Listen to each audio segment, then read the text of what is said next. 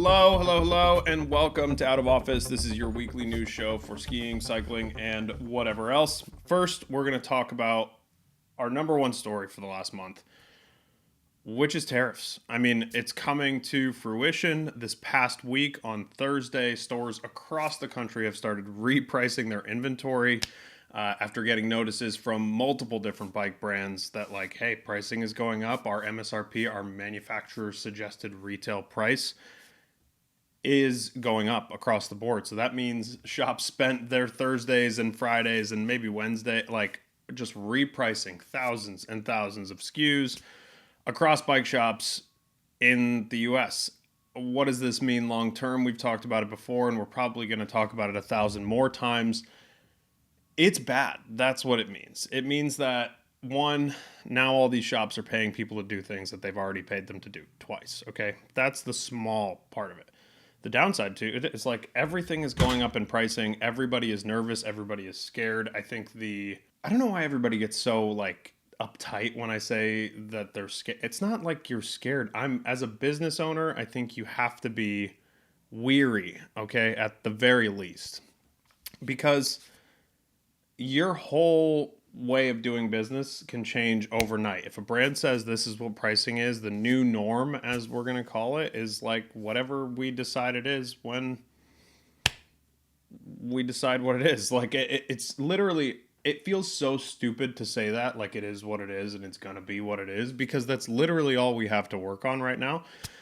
We don't know if this stuff is actually going to take place long term. We don't know how it's going to impact the long-term business models for ski shops, for bike shops, but also for other businesses. I mean, we can talk about toy stores. Like, I saw a report the other day that was like, 55% of all toy stores in the United States are going to go out of business within a few weeks if they have to comply with this. I understand wanting to make things in the US, and I understand wanting to bring these things home, so to speak, but there's a way to do it that isn't just like so quick to trigger. We're just going to pull and just see what happens. Like, this is the global economy that we are talking about. This is the US economy that we're talking about. It's not just like, hey, maybe I'll wear these shoes today and see what happens. Like, no, this is a significant price increase across all the brands. And if you talk to people in marketing departments at these brands, people are very nervous. And not just on the bike side, because obviously that is what it's impacting right now. I think the bike industry is if they're not used to these weird changes from COVID, they're definitely very able to adapt. But it's going to be a problem, and it's going to be a problem for skiers come fall 2025 if things stay exactly the same. You look at companies like Elevate, which owns Marker, DeBello, Vocal, K2, like 80% of that stuff is made in China. Like, that means there is a huge cost increase to get the same product to your door. It's going to change the way that people do business, and probably not in a good way. We've seen it impact small businesses. Like, the people at Bevo put out a post kind of breaking down what their tariffs were like pre-Trump taxes and what they're like now. And I would encourage you to go watch Robbie talk about this, because not only did he go and speak to the Vermont legislature about how it's impacting their business, he put it on Instagram for everybody to see. So he breaks it down really, really nicely. We'll put a little bit here, but, like, what are we doing? What is this going to do long term for everybody? We really don't know. I think the more you talk to people within the industry, the more people are just like, it's out of our hands. It is what it is. Like, I may not have a job in 6 months, but I may not have a job in 6 days, but it is literally what it is. And that's the stupidest proposition that I think we could have when it comes to, like, managing businesses going forward. And I think the ski industry as a whole is used to it, because it is what it is, right? Like, the ski industry bases everything they do off of how much snow we get, right? Like, I have a family member that used to work in, like, a big commercial space, a global business, and she would always be like, hey, this is great. Like, whether it snows or not, people still go and they buy toothbrushes. They still go and they buy like the things that they need. But you're basing your entire business off of snow. I think the ski industry is already in a kind of a silly proposition as it is. Now we add all of these variables that we can't control at all into the variables we already can't control. And we've got a whole different ball of wax here. I don't even know if that's the right terminology, but ski industry for sure will be impacted. Bike industry is impacted right now. Please support your local businesses because that is what this is all about at the end of the day. Like, we are trying to bring money into the U.S. Prices are going up. Please support your local businesses where you can, especially if they are a service-oriented business.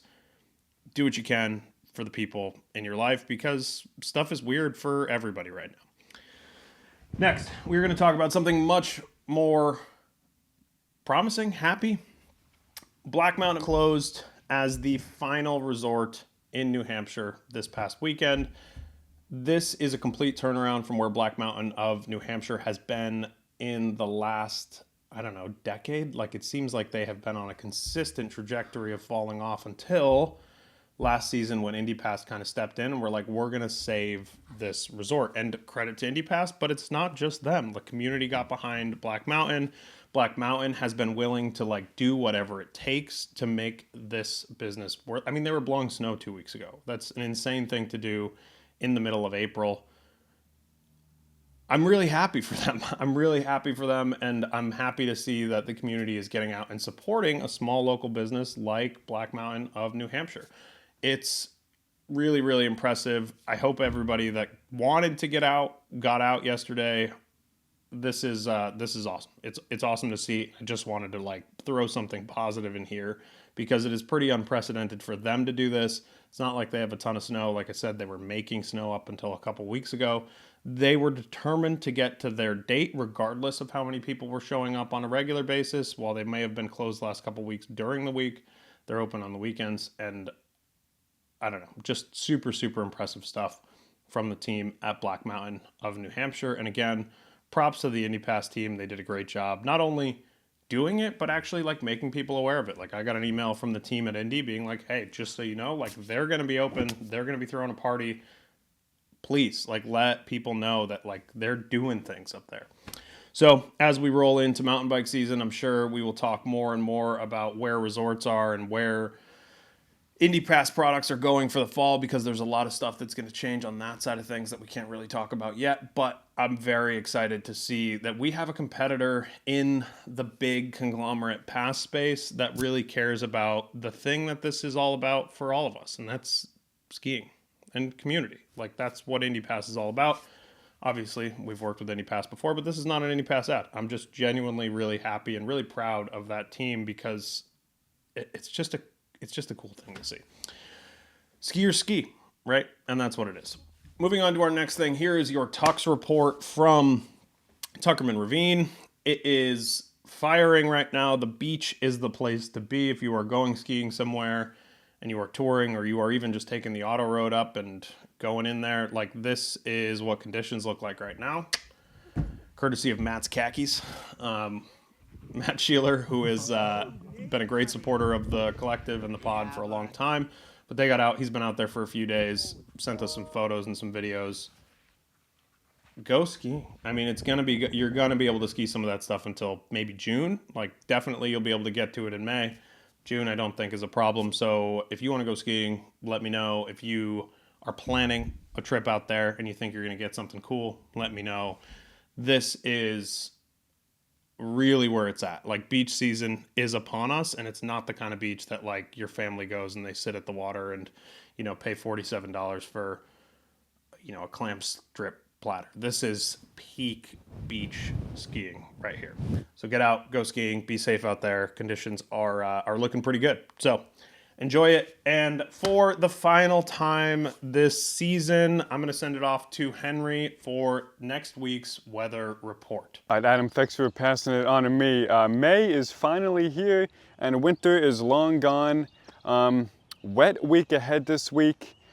Rain today, Tuesday, tomorrow, and Wednesday. Showers around the region.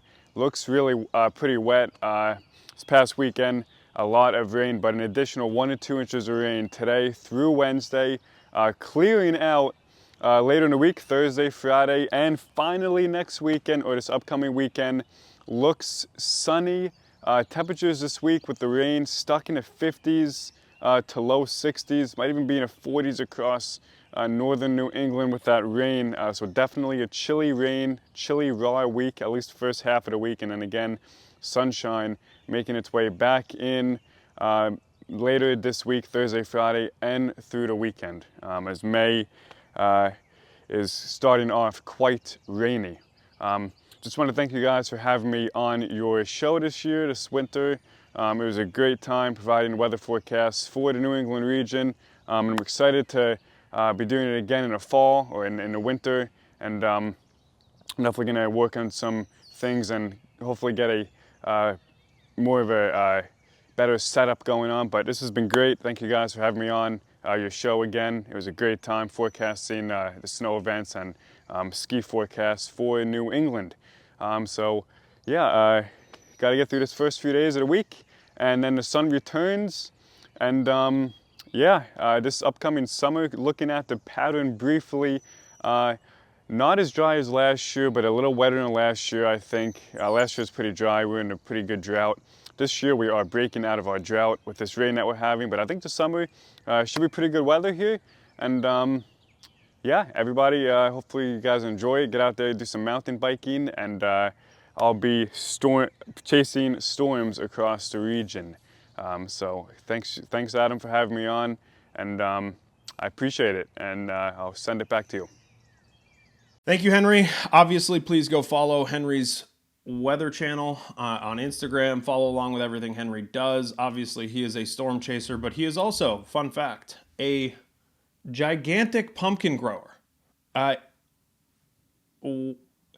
How you pick this up as a hobby as a 22-year-old, I am unsure of, but like it is very, very cool. I've never seen a pumpkin this big in my life. Like this, it's crazy. So shout out to Henry. Henry will be back in the fall.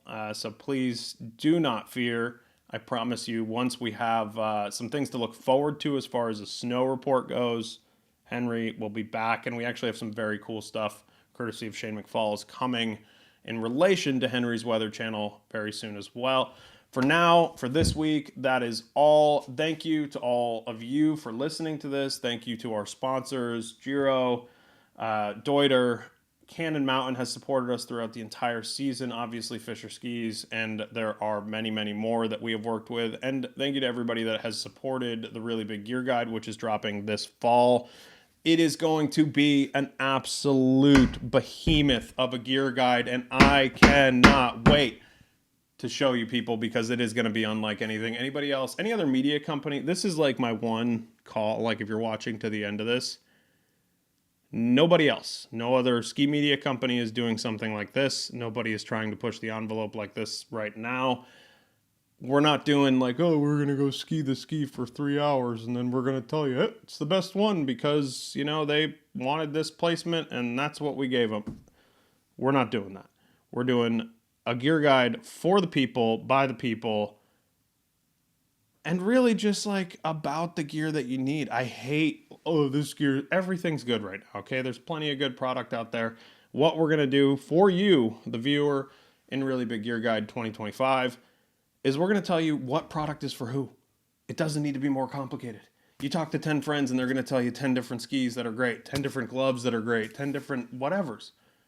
We're going to have all of it in one place, in one massive 12-plus hour-long project called the Really Big Gear Guide that will live all on this channel on YouTube. So please go subscribe and wait for it to come out this fall because it's going to be nuts. And also, I'm doing a good job and my hair looks pretty good. My sister got me this and I'm pretty psyched on it. We'll talk to you next week, same time and place. Please subscribe, and we'll talk to you, as I said, next week, same time and place. Somebody do like how do we do an outro? Roll out an outro here. Bye.